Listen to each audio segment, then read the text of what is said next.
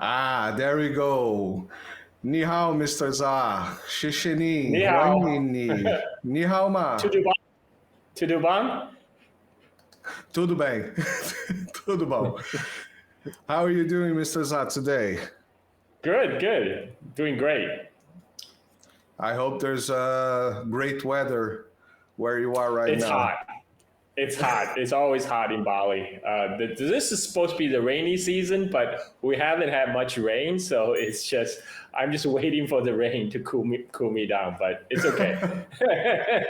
I'm a tropical person. That's why I love Brazil too. I went to Brazil in 2008 for the Carnival in Rio. Yeah, I loved it. I love Rio de Janeiro.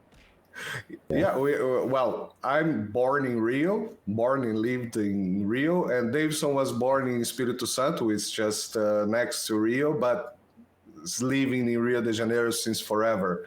Yeah, the carnival in Rio is it's absolutely crazy. Yeah, but I'm going to São Paulo in this carnival. I know. Like everybody, all the cariocas in Rio de Janeiro, they went to São Paulo. I didn't know. I was a tourist. I didn't know. And then they tell me it's like the real Brazilians, the locals, they go to São Paulo. Okay, we go somewhere else. We go to other places. We have enough for our own carnival. We go to other places. Yeah, we have everyday carnival in Rio de Janeiro, so we just prefer not to be there. Oh yeah, but it's amazing. It's an amazing party. It's an amazing party. Yeah. I think it's the biggest. So I went with my roommate.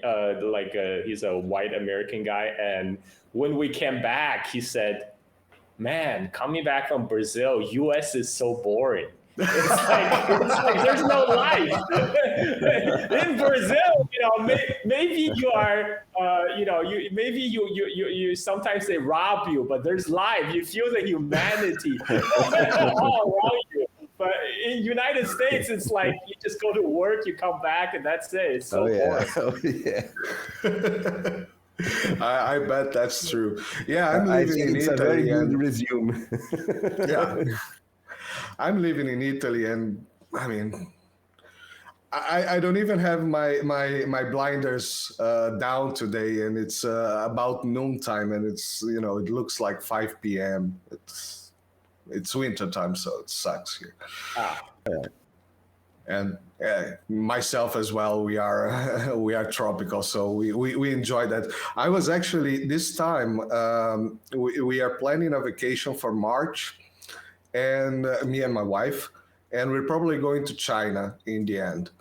Oh, and right now is the best time to go, actually, because China just relaxed a whole bunch of travel rules for foreigners. Now you can go, I think there's 8 major cities in China. You can go without visa if you have, it's called transit visa. If you have a plane ticket that leaves China within a week, so you can go to visit that city for 1 week without visa. It's called like the 6 days transit visa. So you just have to show them a ticket that shows you're leaving at the end of the week. Then you can free to explore that city. That's great. But I mean, Brazil is part of BRICS. Don't Brazilian have some kind of do they need visa to go to China? I don't know.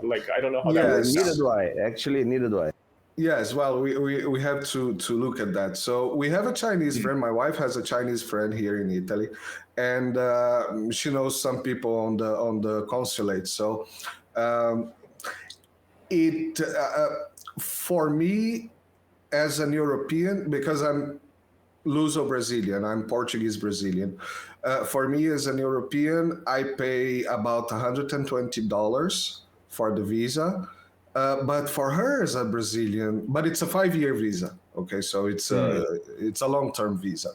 For her, it's about 240. So it's about double as a Brazilian. I could do as a Brazilian, but It's half price, so let's go half price. I just know as American, I have to pay for a visa to visit Brazil because our stupid U.S. government decided to require, visa for Brazilians. So Brazilian judge said, well, then you guys have to pay too. So I had to reciprocity, right?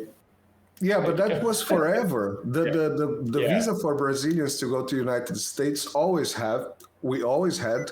It's extremely complicated. Davidson was denied once. Oh yeah, Remember that? Yeah. Mm-hmm. And extremely complicated and expensive. And the United States did not have to do the same; they could just come in. So this time so from starting of this year, Brazil started to have the stance of reciprocity, all countries. There was even a talk because Japan wanted to do the same, want to have a visa for Brazilians, and Brazil said, okay, visa for Japanese. And then they went back on that. So it kept things as it were before. Oh, yeah.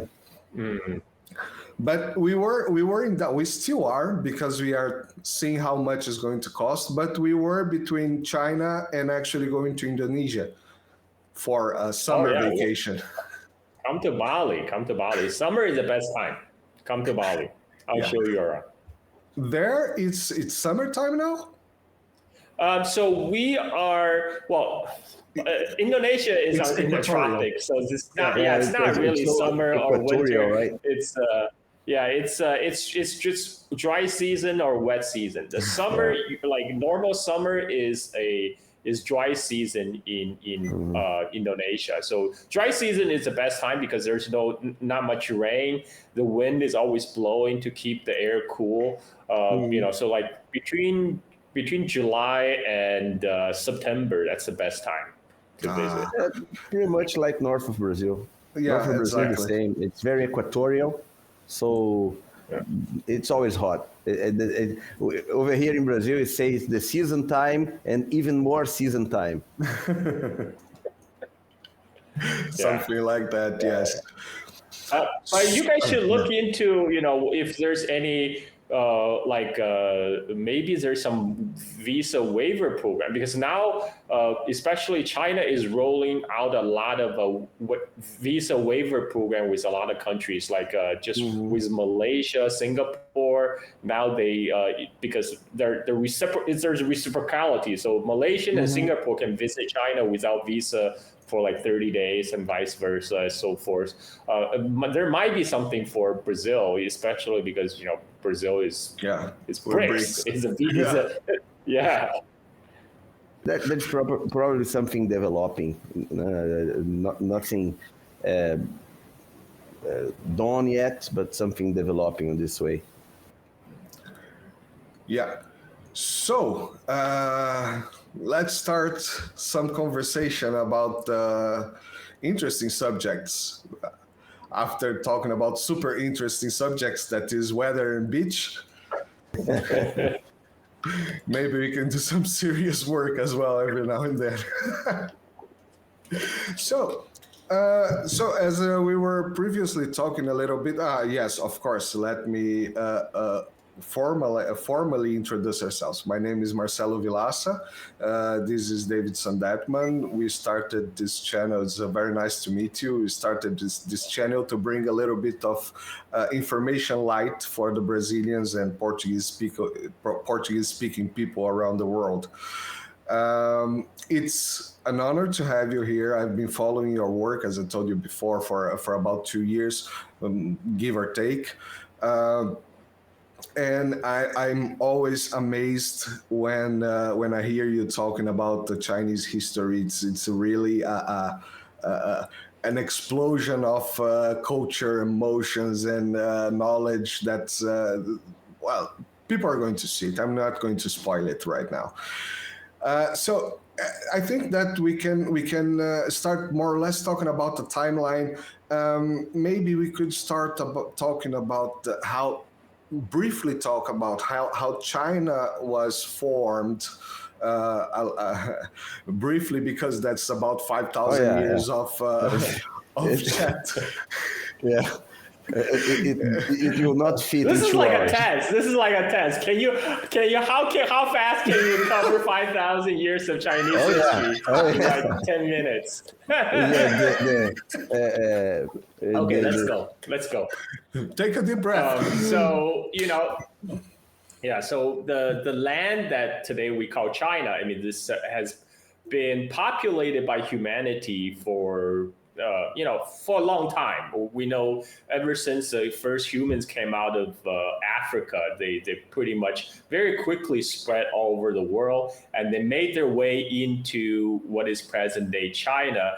And because during the first ice age, the last ice age, a lot of the places in China, there's a lot of warm pockets. So humanity wasn't wiped out. There was plenty of warm places, especially in southern China, where the humanity survived and thrived. And about and after the humanity lived in like what we now call Stone Age, around about 10,000 years ago, this is when people around the world start discovering agriculture. The first agriculture started in Middle East in what's called the Fertile Crescent.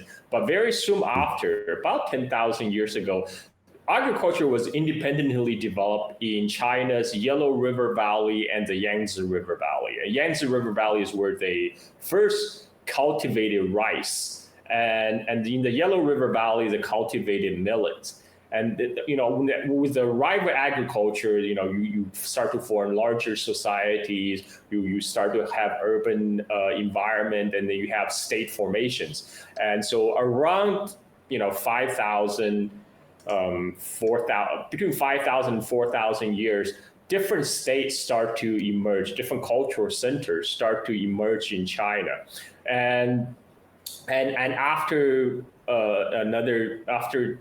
hundreds of years of interaction between these different centers of culture, a state, a recognizable state start to form. But now, when we talk about history, the pedantic definition of history is written records, right? So when the written records, we know the earliest writing in China that was discovered date to the Shang Dynasty, which is about 3,600 years ago. I mean, there were civilizations before that, but there were like prehistorical civilizations. Mm-hmm. They built cities, but they left no.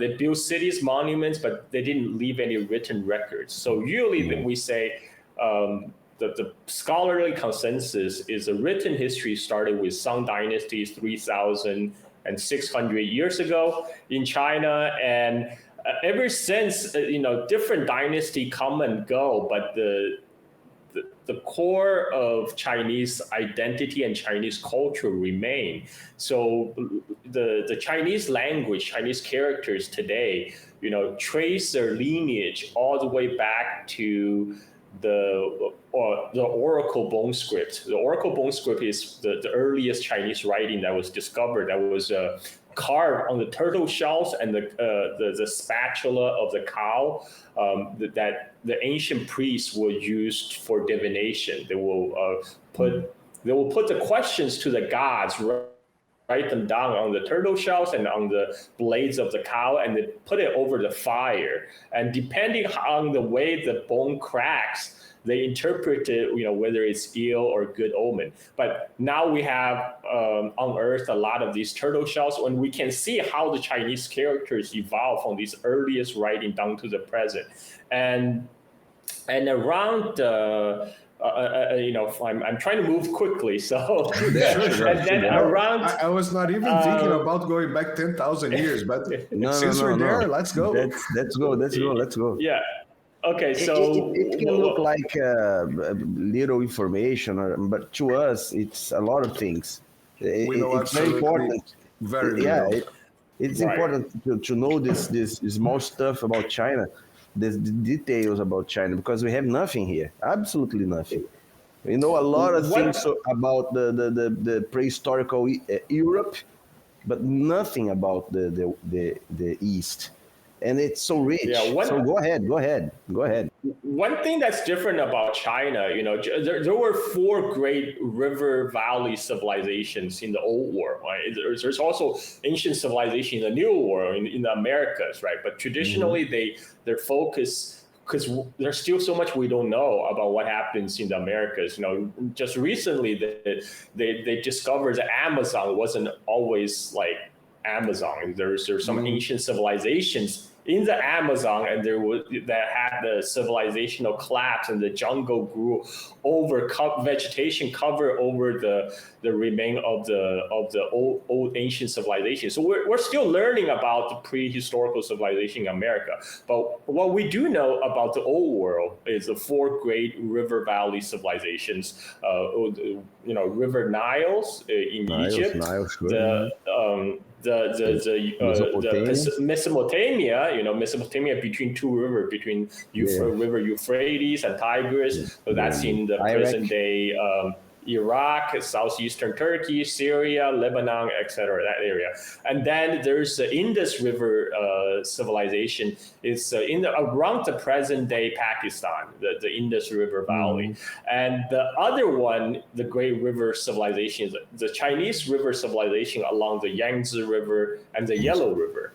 Now, what's different about China is there's great continuity from the very ancient past, from like 4,000, 3,000 years ago, all the way down to the present. I already talked about the writing. The Chinese writing evolved from the earliest writing on the Oracle Bones scripts. And around the Shang Dynasty was replaced by a new dynasty, but then eventually, China still had different population centers, different culture centers, because the South China, North China have a very different climate.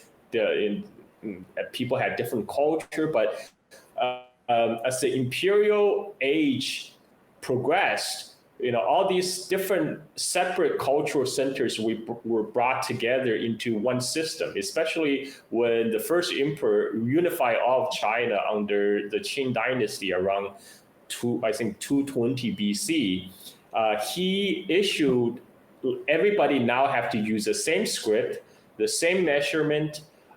So he unifies the language, the written language. And so from today, the language from the Qing dynasty, 2,000 years from our present, is like the characters remain more or less the same. So today I can read ancient Chinese records from 2,000 years ago and make out what they're talking about, which is not the case, say, Europe. Europe, there was for a while, there was Latin, sure, but nowadays, how many people are literate in Latin, right? I mean,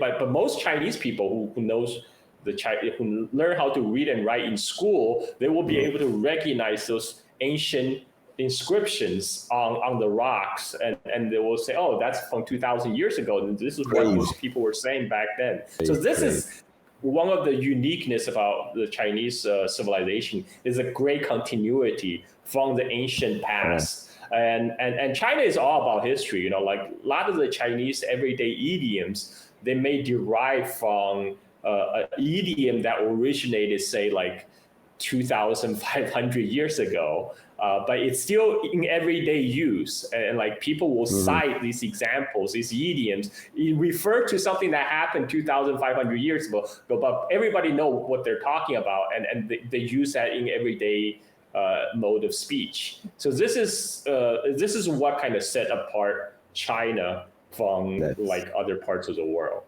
And any questions, comments? Go ahead. No, sure. We're here. There's one thing when we have Nina, she always at some point she say, "Now I'm going to shut up and let you talk," and I'm saying, No, I'm listening here. Oh yeah, as I said, we are very green on this kind of subject. Like with Nina, when she was talking about Russia, when we talked with Lucas, when he was talking about the Orthodox Christianism, they are subjects we have very little information, very little. So you bring this stuff to us. It's very important, and fascinating. We really we need to shut up and listen because it's time to learn, and we expect people learn with us here in Brazil. Yeah. Yeah, and a lot of people kind of they try to understand China from their own cultural context, which is itself is very, very different from the Chinese cultural context, because the Chinese civilization is quite unique, and there's an idea that China is, rather than like a nation state, is really a civilizational state, because it has this long continuous lineage of civilization. And if you think about it, a lot of the Western the countries, they see themselves as a descendant of the Greco-Roman tradition, right? Exactly. And they trace their lineage to Greece and Rome. So imagine if Roman Empire never collapsed. That's what China is. That's what China is. That's what China is, because like when Roman Empire collapsed, it never was put together again. But China, even though it has experienced dynastic cycles and collapse, but it always comes back together. And so, for example, the impact of China in East Asia is like that. The impact of the Roman culture and language in the West, in Europe. So China had a profound impact on its neighborhood. So we're talking about Korea, we're talking about Vietnam, we're talking about Japan. All these neighbor countries, they have borrowed extensively from ancient China. Today the Chinese character is still used in Japan. The Japanese script is based on the Chinese writing, and 70% of the Korean vocabulary was originally loan words from Chinese, from ancient Chinese, from not very different from modern Chinese, and very similar in Vietnam. So until modern time, before World War II, like countries in like Japan, Korea, and Vietnam, they still use Chinese writing. So like even though the language is very different, they would still be able to communicate with, say, like the engage in the intellectual fervent in China, just because we can read each other's script. We use the same script, that everything is written in classical Chinese, the format that hasn't changed for like last 2,000 years. But after the World War II, because of nationalism, rise of nationalism, and also because colonialism, in case of Vietnam, it's because due to the French colonization, so the French introduced a Latin alphabet in Vietnam, so that's changed. And Korea, they had they invented their own alphabet they invented their own alphabet, able to read the Chinese, because even though Korea and Japan, they use the Chinese characters, but they pronounce it in their own native language, right? So sometimes to help them to read the Chinese characters, they invented their own alphabet to do that. So both Korea and Japan did that, and now they're mostly switching to their native alphabet rather than using. But Japan, the Chinese character is still used extensively in the Japanese language. Yeah. So China had an oversized impact on, like, it's a historical and cultural development of East Asia for a long time, and surrounding region as well. So and people may have heard like all the major inventions that revolutionized the world: paper making, compass, gunpowder, printing. They all originated in China. That's super interesting, because in school, for example, we learned that one of the big revolutions on Western side was the discovery of powder.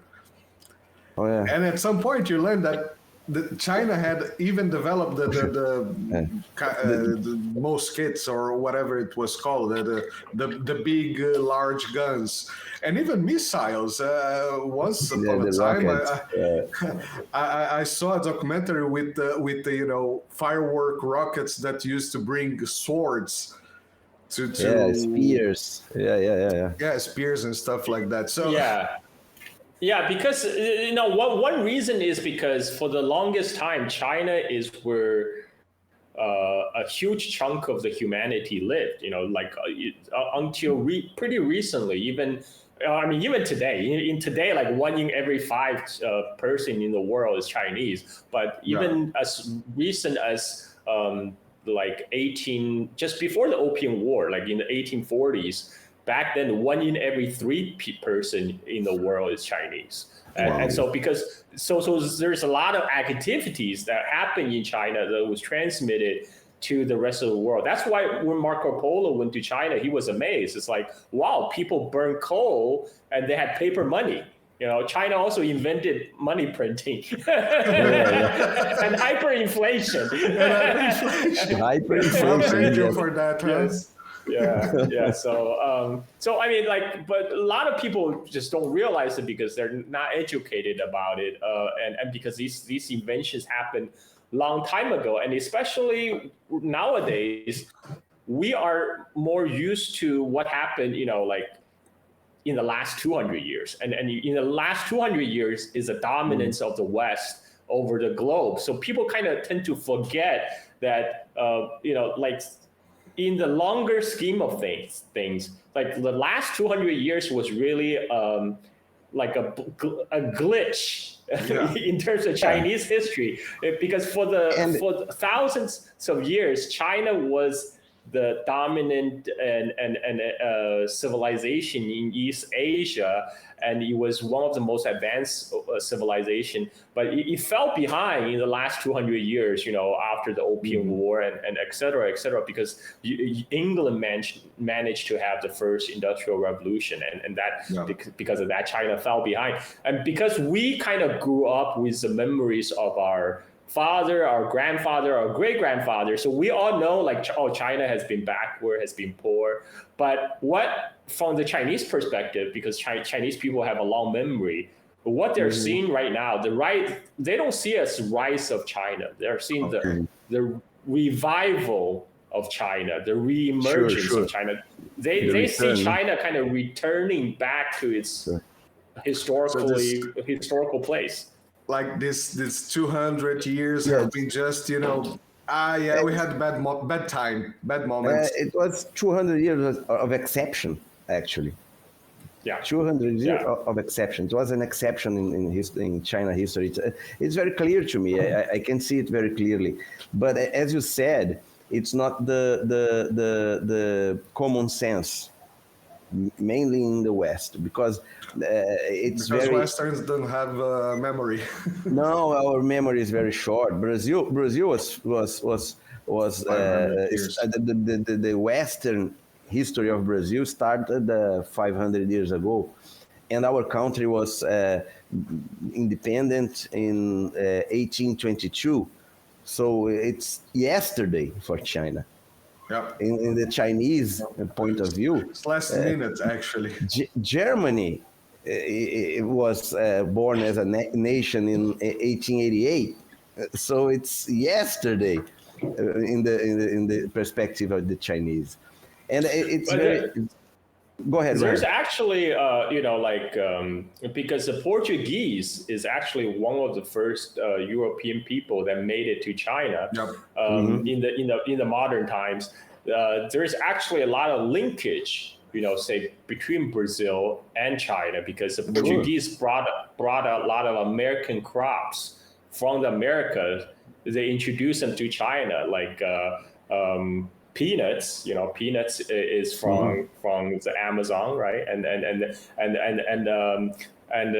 they also introduce I don't know if Portuguese tobacco. It could be Spanish, could be the Portuguese tobacco and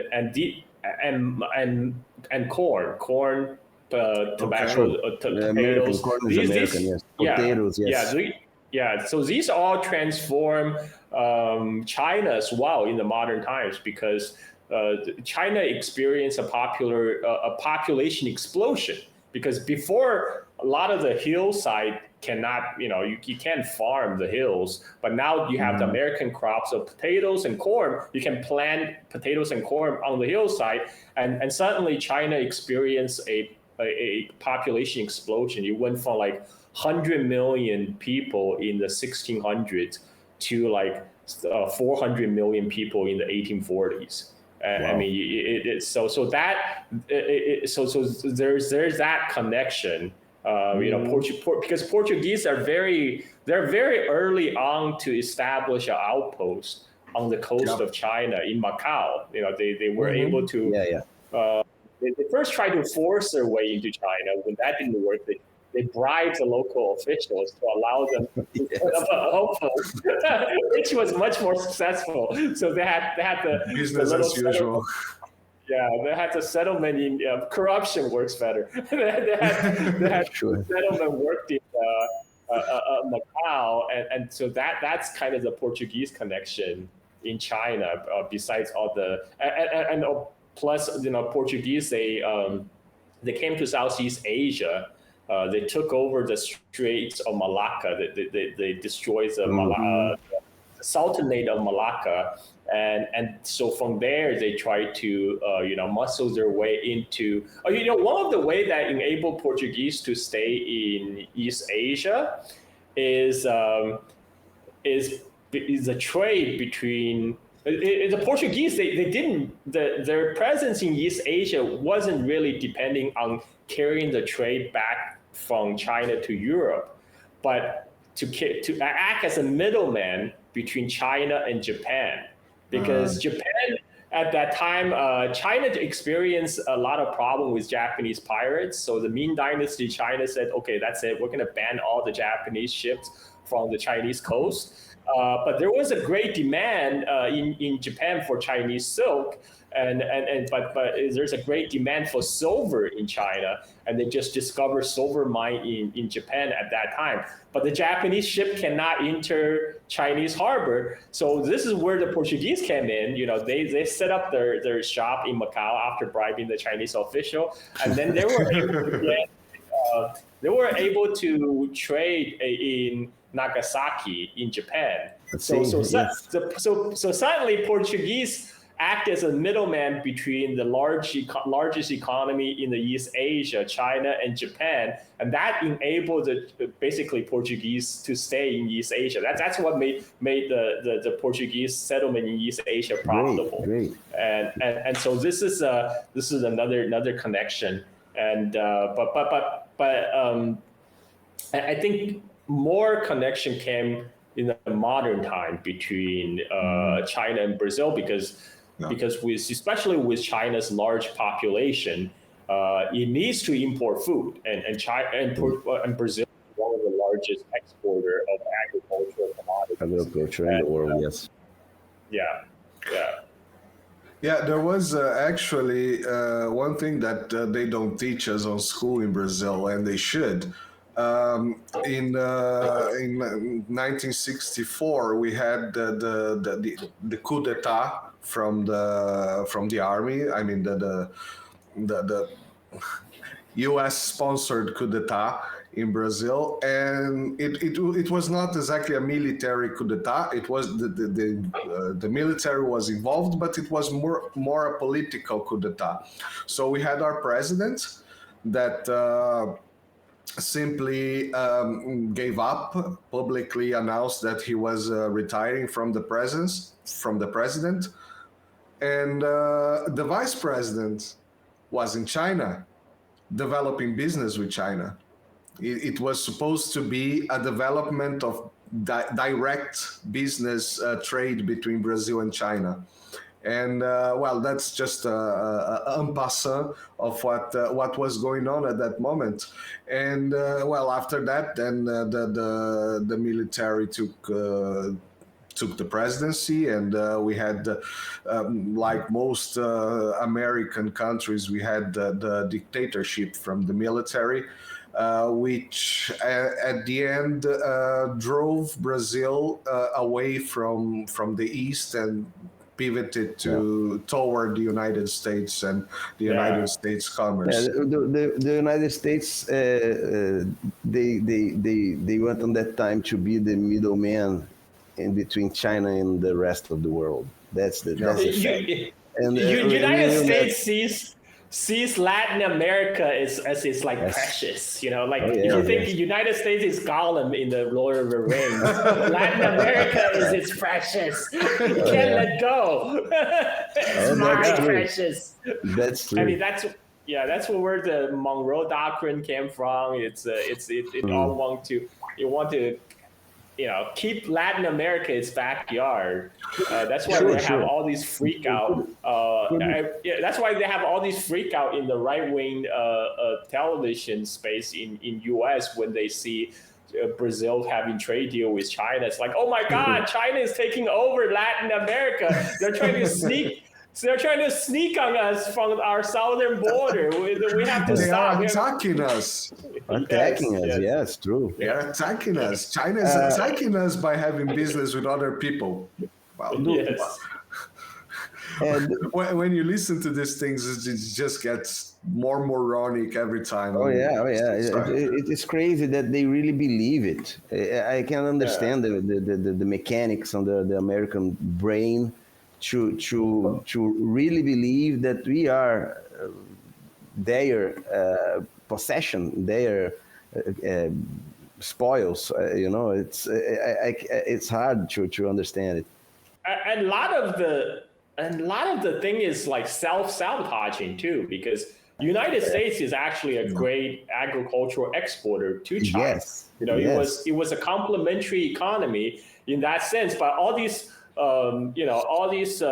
senators and politicians are up alarm about, Chinese coming here, buying American farms and American products are taking over. So now, with U.S. trying to put all the trade sanction on China, China's like, look, man, food is very basic security. We have to have food security. We can't depend on the Americans in the United States to provide our food security. We have to look elsewhere. And where do they go? They go to Brazil. I mean, thank you very much. Let's make some business. Let's make money. That's the thing. The United States, it seems that they simply forgot that the basic of making money is not invading people. It's making trade. So, that's why I like to say China's business is business. U.S. business is war. Yes, that's pretty much exactly it. It is very, very clear to everybody, even not knowing a lot about the subject, but it's very clear to everybody that China was a great empire in the past. People know it. Well, it should be clear. But people know, they have this idea that China was a great empire in the ancient times and etc.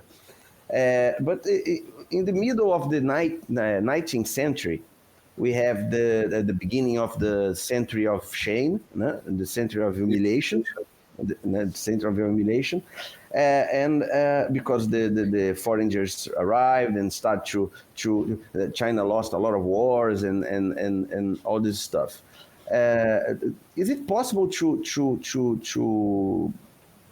indicate a point, a fact that shows, explain this weakness, why China fall on that time? Because it was this great empire. What was the political model? They were too feudal, or what was happening in China that was so easy to the foreigners go there and break it? This is a great topic of study, actually, among the Chinese intellectuals as well. Like, where did we go wrong? Right? Where did we go so disastrously wrong? Why is it the Industrial Revolution happened in England, but not in China, despite China have such a leg up for a long time. I think there's a great book called The Great Divergence by American professor, U.S. professor Kenneth Pomeranz, who tried to attempt to answer that question. And I think he did a good job to show that the most prosperous part, because China is pretty huge. I mean, it's composed of 5 different regions. So he concentrated on the most prosperous region of China, which is the lower Yangtze River Delta region around the present-day Shanghai, which has been the most prosperous part of China for the last 1,000 years. And he compared that to England. And his conclusion was very interesting. One is that China is basically a victim of its own success, because China from the 1600s to the 1800s, it experienced like almost 200 years of, it experienced like 150 years of peace, of long peace, which means China didn't need to develop its military anymore because there's peace. In the meantime, if you know anything about European history, between 1600 to 1800, that was a very tumultuous era in Europe. So the European states were constantly fighting each other, and they perfected the art of war. Right, all the gunpowder technology that was transmitted originally from China to Europe. And they took it to the next level because there's a need to constantly up each other during the very intense state-to-state warfare in Europe at that time. So there's a military advancement in Europe, and then on the other hand, China was the reason China was a victim of its success. I already kind of covered this. Was due to the importation of American crops. Now all the hillside, southern China's hillside can be planted with corns and potatoes. There was a population explosion from like 150 million to like 400 million. But without like improvement in technology, without a breakthrough in technology, when your population suddenly quadrupled, it created like a lot of Malthusian pressure on the land, because one example is at that time most people use wood for fuel. So when your population suddenly quadruple, you are stripping the mountains of forests to eat, just to burn. But England and a lot of the Western European countries, they were able to escape that dilemma, that conundrum, by going out and acquire a lot of colonies. So because they had vast resources of American continent.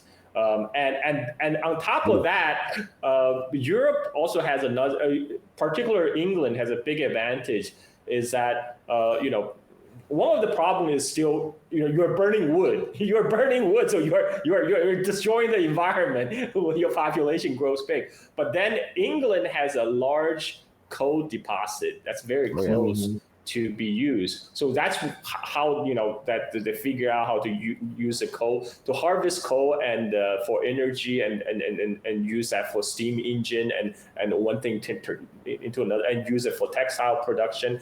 For China, unfortunately, the most prosperous part and technologically advanced part of China is a lower Yangtze River Valley, Delta Valley around Shanghai.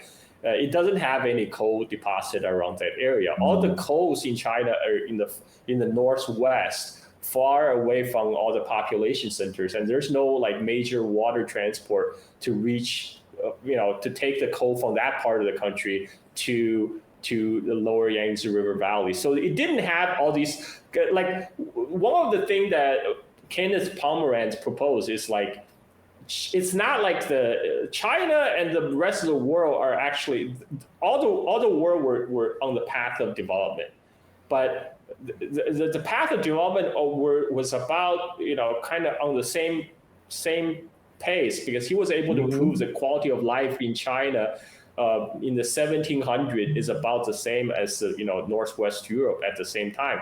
But what happened was because the England were able to harness a fossil fuel first, and they were able to. They have all these vast resources acquired from having colonies. They have the capital accumulation from in the colonies, including the slave trade and et cetera. And that enabled all these various factors that made England the exception. So that's why the Industrial Revolution first happened in England, but nowhere else. But the other Western European countries, because of their proximity to England, they got the osmosis effect. So after England industrialized, you have France and later Germany that were able to quickly catch up and industrialize. But China, because it's also geographically isolated, by the time when the British sent its fleet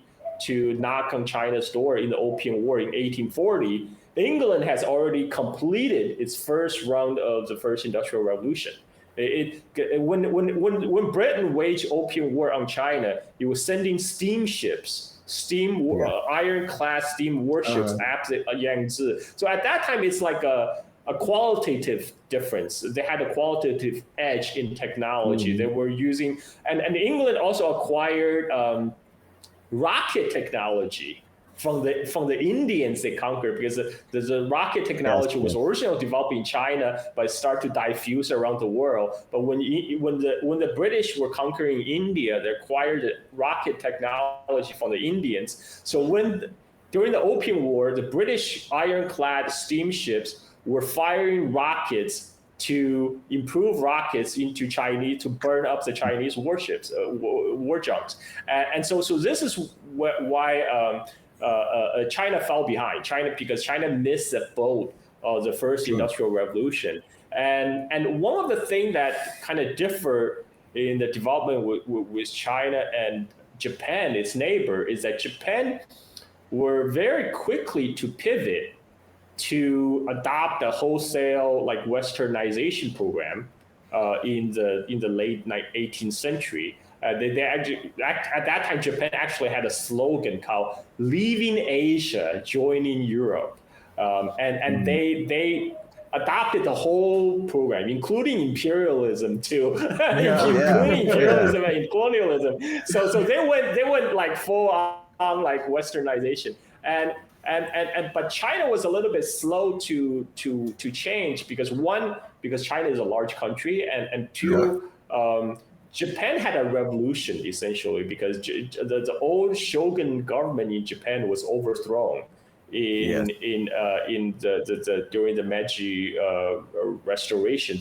The local warlords in Japan, they overthrow their government. And when they came to the government, they employed a lot of the reformers to carry out the reform. Whereas in China, the reformer faction was a lot weaker, because the central authority, the imperial authority, still maintained a lot of control, and there's still a lot of the more conservative elements resisted the reform effort. So the reform in China was kind of half, piecemeal and half-hearted, versus Japan's full westernization program. And that's why when China and Japan clashed in the first Sino-Japanese War in 1895, Japan defeated China, which shocked the world, because nobody expected that happen. Because for centuries, for thousands of years, Japan was kind of a student of China, of Chinese civilization. They copied the Chinese writing, the Chinese Confucian culture, everything. They got, they even got their Buddhism from China. And suddenly there was a student were able to defeat the master. And that kind of shook China up a little bit. But, China still had a lot of difficulty at that time, because one, you face a population explosion that was exceeding the land carrying capacity, given there was no technology breakthrough, because there's no industrial revolution in China. China didn't industrialize. And then on top of that, you have the Opium War. The British come in, is draining all the silver out of the country. Before silver were flowing into China from the Americas. 50% of the silver mined in the Americas from 1600s to 1800s, 50% of the American silver eventually flow to China through the cross Pacific trade. But the Opium War reversed that because the British decided to push drugs and they traded the drugs, the opium, for Chinese silver. So silver were flowing out of the country. Chinese people are getting impoverished, getting addicted, and then China experienced a catastrophic civil war, the Taiping Rebellion, which some estimate between 20 to 30 million people died. So it devastated some of the most prosperous region in China, including the lower Yangtze River Valley area around Shanghai, and that area became battlefield. So China was broken, and then you had repeated Western intervention. There was not one opium war; there were two opium wars, and after there was Russian coming up from the north, and there was French coming in, taking Vietnam and threatening China from south. So it was a Sino-French war in 1874-75, and then there's a Sino-Japanese war in 1895, and then there was Boxer Rebellion in 1900 because all the Chinese peasants finally fed up. They're already fed up with all the Western powers coming into China, do whatever they want. And one of the things they do is proselytizing because the Western, they want to convert China to a Christian country. So one of the conditions for the Western power is that China must allow the missionaries to come in to build churches and to proselytize. And that aroused a lot of local sentiment because, they see their way of life, their tradition being threatened by outside powers. That led to the Boxer Rebellion, which is kind of, you can say it's xenophobic, but they were on the receiving end of the Western powers. And that led to the Eight Nation Alliance invasion of China. The Eight Nation was basically like all the nations in Europe. You have UK, France, Germany, Italy, Austro-Hungarian Empire. You have United States. You have Russia, you have Japan, and everybody was just carving up China as a slice of pie, and they're carving up a sphere of influence. And then China then had a revolution because they see a lot of the reform-minded Chinese see things are not working. They feel like the imperial government is a problem, they're impediment for reform, so they overthrow the Shang Dynasty. They ended the monarchy rule in China for thousands of years. But then things didn't improve because what happened was that China fell into warlordism. The empire collapsed. A different part of China got taken over by warlords who have their own warlord armies fighting each other, and they're backed by different foreign power. Italy was backing one faction, United States and Britain was backing another faction, the Russian were backing another faction, and Japanese backing another faction. So you have a period of war until 1920s. So Dr. Sun Yat-sen, he went to southern China. He went to Canton, today's Guangzhou, to form a new government. And he received an unexpected aid from the newly formed Soviet Union, because at that time, the Soviets, they were under siege. They were under siege by the Allied powers. So there was an Allied intervention in the Russian Civil War. So they want to break out this diplomatic isolation. And so they try to sponsor like a national liberalization movement all across the world. Like they tried with Ataturk in Turkey, and then at the same time they tried to support Dr. Sun Yat-sen in China. The Soviet came in with arms, military advisors, and money, and they supported Sun Yat-sen's attempt to form a new KMT party with the condition that they must work with the newly formed the Chinese Communist Party. And so there was a communist and KMT coalition government, and they decided we're going to take the war to warlords. And that was 1927. There was a northern expedition. They launched a northern expedition across China to take China back from the warlords government. But as the northern expedition progressed to Shanghai, when the communist-led unions took over Shanghai from the warlord government, the commander of the Northern Expedition, a guy named Chiang Kai-shek, he felt threatened by communist power. He felt like, okay, eventually there's going to have to become a time we have to take care of the communists. Why not to do it now rather than wait later? So he initiated the Shanghai Massacre. He did a purge of the communists in Shanghai in 1927. So that led the split between the communists and the KMT government.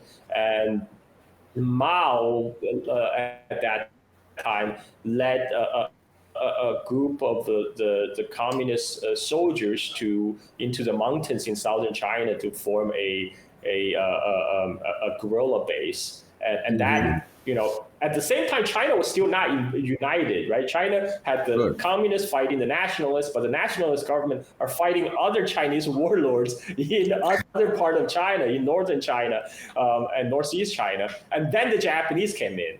In 1931, they came into Manchuria, and they keep exactly. And then for a lot of people, World War II started in 1939 when Germany invaded Poland. But for the Chinese, so World War II really started in 1931 when Japan took over Manchuria, occupied Manchuria, and they attacked Shanghai. And then for China, it's really a war. It's not it's like from 1931 to 1945. That's a good 14 years. 14 years state of war. State of war, yes. And then after the Japanese surrender, there was still, you still have the communists and the KMT, and then you have the Chinese Civil War for another 3 years, for another 4 years until 1949, until the KMT was finally defeated. Yeah, 1949, when KMT was finally defeated and Chiang Kai-shek fled to Taiwan. And so China just had this really bad luck in the in the late 19th century and early 20th century. This is why the period between 1840 to 1949, this period of more than 100 years, is termed the century of humiliation, because in this century, China was continually losing wars to foreign powers, civil war, Japanese invasion, famine, opium addiction, and it just very terrible century for the Chinese. But this is a reason why people outside China don't understand why a lot of people in China still look up to Mao, because what Mao did is he picked up all the pieces together and put the Chinese state, put the Chinese nation whole again. And like Mao made a lot of mistakes, later in Cultural Revolution, Great Leap Forward, but his biggest contribution was putting the Chinese state back together. And this legacy survived till today, because this is why even after the end of the Cultural Revolution, Deng Xiaoping said there are some members of Communist Party want to renounce Mao, like how Khrushchev renounced Stalin in Soviet Union, but Deng Xiaoping said, wait a minute. Mao was instrumental in building the new China, in building the People's Republic of China. If we renounce him, we're going to throw like the baby out with the bathwater. So this is when he passed his judgment on Mao. He said Mao is 70% good and 30% bad. It's a very Chinese thing to do. Let's keep the 70%. Why not? True enough. So this is why Mao is still a revered figure in China, because he and he, for large part, put this broken Chinese state back together after like 100 years of turmoil.